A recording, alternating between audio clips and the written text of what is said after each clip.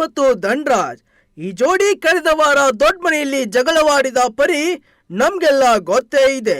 ಕೈ ಮಿಲಾಯಿಸಿಕೊಂಡು ಕೆನ್ನೆ ಮುಟ್ಟಿ ಮಾತನಾಡಿದ್ದ ರಜತ್ ಮತ್ತು ಧನ್ರಾಜ್ ಬೇರೆ ಲೆವೆಲ್ ಅಲ್ಲಿ ಜಗಳ ಮಾಡಿಕೊಂಡಿದ್ದರು. ಅದರಲ್ಲೂ ರಜತ್ ಬಿಗ್ ಬಾಸ್ ರೂಲ್ಸ್ ಅನ್ನ ಗಾಳಿಗೆ ತೂರಿ ತಮ್ಮ ನಡವಳಿಕೆ ಪ್ರದರ್ಶನ ಮಾಡಿದ್ದರು. ಈ ವಾರ ಬಿಗ್ ಮನೆಗೆ ಬಂದ ಕಿಚ್ಚ ರಜತ್ನನ್ನ ಸರಿಯಾಗಿ ಬೆಂಡೆತ್ತಿದ್ದಾರೆ, ಬಂದು ಬೈದು ಜೈಲಿಗಟ್ಟಿದ್ದಾರೆ. ಈ ವೀಕೆಂಡ್ ನಲ್ಲಿ ಸುದೀಪ್ ಈ ವಿಷಯವಾಗಿ ಮಾತನಾಡಿದ್ದಾರೆ.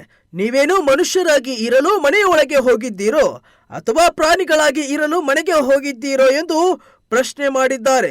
ಮಾತು ಮುಂದುವರಿಸಿ ಧನ್ರಾಜ್, ನೀವೇಕೆ ರಜತ್ನನ್ನ ಕೆನ್ನೆ ತಟ್ಟಿ ಅವರಿಗೆ ಕೋಪ ಬರಿಸುವ ಪ್ರಯತ್ನ ಮಾಡಿದ್ದೀರಿ ಎಂದು ಪ್ರಶ್ನೆ ಮಾಡಿದರು.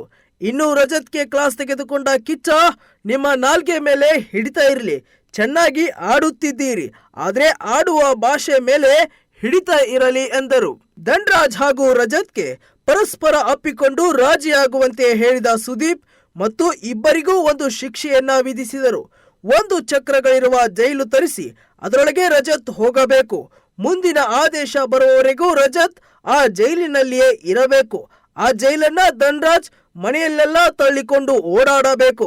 ರಜತ್ ಎಲ್ಲಿ ಹೇಳುತ್ತಾರೋ ಅಲ್ಲಿಗೆ ಆ ಜೈಲನ್ನ ತಳ್ಳಬೇಕು ಎಂದರು. ಹೀಗೆ ಇಬ್ಬರಿಗೂ ಶಿಕ್ಷೆ ನೀಡಿದರು ಸುದೀಪ್. ಆದರೆ ರಜತ್ಗೆ ಸ್ವಲ್ಪ ಸಂಶಯವಿತ್ತು. ಬಟ್ಟೆ ಬದಲಿಸುವುದು, ನಿದ್ದೆ ಮಾಡುವುದು, ಟಾಯ್ಲೆಟ್ಗೆ ಹೋಗುವುದು ಎಲ್ಲ ಹೇಗೆ ಎಂದು ರಜತ್ ಪ್ರಶ್ನೆ ಮಾಡಿದರು. ಆದರೆ ರಜತ್ ಪ್ರಶ್ನೆಗಳಿಗೆ ಸುದೀಪ್ ಉತ್ತರ ನೀಡಲಿಲ್ಲ.